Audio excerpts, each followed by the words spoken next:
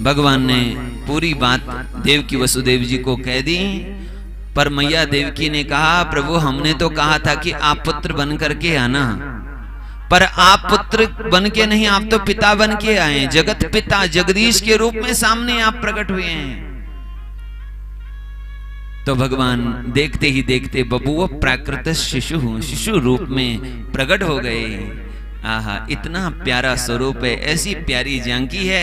मैया ने जैसी अपनी गोदी में लिया, सांवरा स्वरूप है भगवान का, मंद मंद मुस्कुरा रहे हैं, अपने हृदय से लगाया।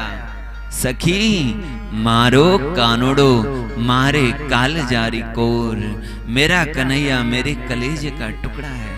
बार बार अपने हृदय से लगा रही, हृदय गदगद हो रहा है। ऐसा आनंद, ऐसा सुख और कहीं नहीं है। आहा, इनके तो स्पर्श में ही ऐसा रस है। और बार बार अपने हृदय से लगाती हुई अपने लाला का, अपने पुत्र का मैया देव की चुम्बन कर रही है, हृदय से लगा रही हैं। और फिर वसुदेव जी अपने सिर पर पधरा करके लाल जी को ले गए गोकुल में। वहां अपने लाला को पधरा करके देवकी मैया ने महामाया आदि शक्ति जगदम्बा को जन्म दिया है, कन्या को लेकर के आए। जैसी कारागर में आई वैसे ही मां भगवती रोने लगी।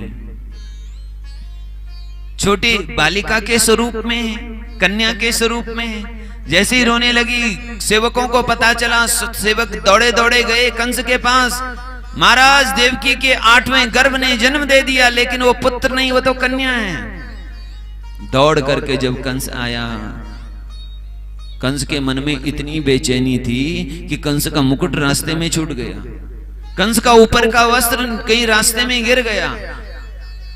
पादुका पहनने की वो उनको सुध न रही। दौड़ करके जब आए, जब कंस ने देखा कि ये तो कन्या है, मैया देवकी ने कन्या को अपने हृदय से लगाया। भैया ये तो 8वां गर्भ कन्या निकली, पुत्र होता तो बात अलग थी, ये कन्या है।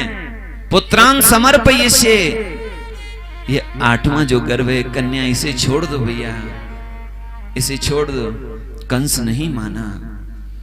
जैसे ही कन्या को हाथ में लिया और पकड़ करके जैसे ही मारना चाहता था, वह कन्या आकाश में चली गई, अष्टभुजा के रूप में प्रकट हो गई। बोलो दुर्गा मैया की। और दुर्गा मैया ने कहा, अरे दुष्ट, मेरे को मारने से क्या होगा? किम मया हतया पापा जातस्ते बलवान रिपो। अरे तुझे मारने वाला जो बलवान तेरा शत्रु है उसने जन्म ले लिया। माता जी कहां लिया बता दो जरा।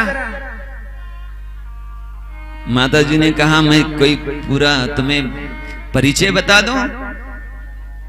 यदि तुम ढूंढना चाहते हो तो स्वयं ढूंढो, पर तुमको मारने वाला, तुम्हारा उद्धार करने वाले ने जन्म ले लिया है। इस प्रकार मां भगवती ने जब कहा तो कंस को बड़ी चिंता हुई और कंस ने देवकी वसुदेव के चरण पकड़ लिए। बहन देखो, गलती मेरी नहीं, मैंने तुम्हारे 6 बच्चों का वध किया। किसके कारण? वो आकाशवाणी के कारण। लेकिन आकाशवाणी झूठी हुई कि नहीं? 8वां गर्भ मेरा काल बताया था और ये 8वां गर्भ कह रहा है कि तुम्हारे शत्रु ने कहीं जन्म ले लिया। दैवम अपि अनृतम भक्ति, ये गलती देवताओं की, मेरी नहीं। कंस वृत्ति क्या है? पाप खुद करे और दोष दूसरे को दे। हम लोग भी छोटी छोटी बातों पे बहाने लगा देते दूसरे पे। घर में कोई बात आती है तो बच्चे कहते हैं ये तो माता पिता के कारण से, माता पिता कहते हैं बच्चों के कारण से। दोनों में कुछ होती है तो कहते हैं अरे हमारे पति देवी ऐसे हैं, अरे तो ये कहेंगे हमारी धर्म पत्नी ही ऐसी हैं। हम अपनी द्वारा होने वाली गलती, अपने द्वारा होने वाले दोष को दूसरे पर टाल देते हैं, दूसरे पर लगा देते हैं। ये उनके कारण किया मैंने पाप, वास्तव मैं नहीं करना चाहता था बहन, तुम्हारे बच्चों का वध नहीं करना चाहता था। क्षमा याचना मांगने लगा, चरण पकड़ने लगा और अपने महल में आकर के अपने सेवकों को बुलाया। धेनुकासुर, बकासुर, अगासुर आदि सभी असुर आकर के बैठे हैं, मंत्रणा चल रही है, क्या किया जाए। हाथ में मदिरा का चषक लिए हुए सभी असुर कह रहे हैं महाराज आप चिंता मत करो, आप बिल्कुल चिंता मत करो, हम हैं आपके साथ। आप किससे डर रहे हो? ब्रह्मा जी से, जिनके 4 मुख हैं। अरे उनको कुछ नहीं आता, केवल लिखना, बस वो पढ़ते रहते हैं, लिखते रहते हैं, उनको शस्त्र चलाना नहीं आता। फिर आप और किससे डरते हैं? भगवान विष्णु जी से। अरे उनसे भी आप नहीं डरना, वो जब देखो तब शेष पर लेटे रहते हैं, उनको तो युद्ध का अभ्यास ही नहीं है। ये मंत्री भी जो होते हैं ना, आसपास के लोग, यदि ये लोग मीठे मुंह वाले हो गए तो समझ जाना कि बहुत खतरा है। हाँ,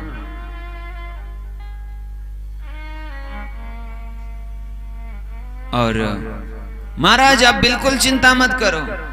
और शिव जी की आप डरो? शिव जी से बिल्कुल डरने की बात नहीं है।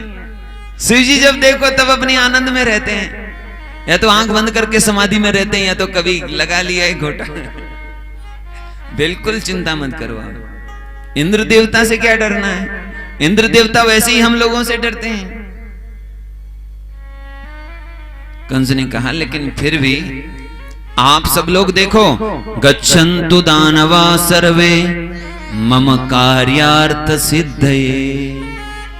आप सब लोग जाओ, ढूंढ ढूंढ कर मेरे शत्रु को पहले खोजो और उसे मार डालो।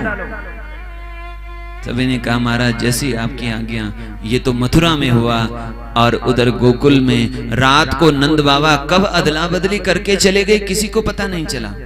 नंद बाबा के घर में वसुदेव जी रात को अदला बदली करके चले गए, अपने लाला को रख के चले गए, और देवकी की गर्भ से जन्म लेने वाली लाली को लेकर के चले गए।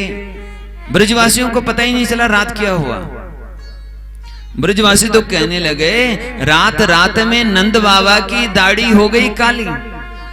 ये रात रात में क्या हो गया? रात रात में नंद बाबा के लाली हो गई लाला। लेकिन कब अदला बदली की ये कोई समझ नहीं पाया। भोर जब हुई फिर गोकुल में उत्सव मनाया गया। प्रातर नंद गृहे जात पुत्र जन्म महोत्सव। प्रातः भोर के समय में नंद गृहे, नंद बाबा के घर में, नंद बाबा के आंगन में, नंद बाबा के महल में पुत्र जन्म महोत्सव हो जाता है। पुत्र जन्म का महा महोत्सव हुआ। ये परम महोत्सव है, मंगल उत्सव है, ये उत्साह का उत्सव है। बोलिए नंद के लाला की, बाल कृष्ण लाल की।